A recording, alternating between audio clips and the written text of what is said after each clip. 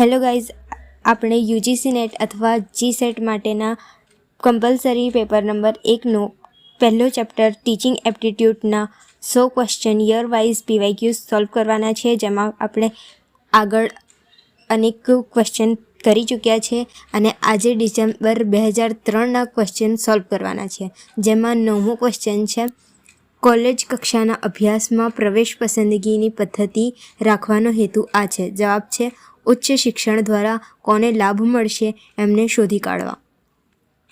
10મો question છે અધ્યાપક તેના વ્યાખ્યાનનું આયોજન કરે છે, નીચેનામાંથી કયું કારણ સૌથી ઓછું ઉપકારક ગણી શકાય? જવાબ છે અધ્યાપકનું કાર્ય શું હોઈ શકે એ વિષયની આચાર્ય સાથે ચર્ચા વિચારણા કરવા માટે. 11મો ક્વેશ્ચન છે નીચેના પ્રોત્સાહકોના જોડકા પૈકી કયું જોડકું કિશોરોને સબળ રીતે પ્રેરણાત્મક બની શકશે? સખી સાથીની અનુમતિ.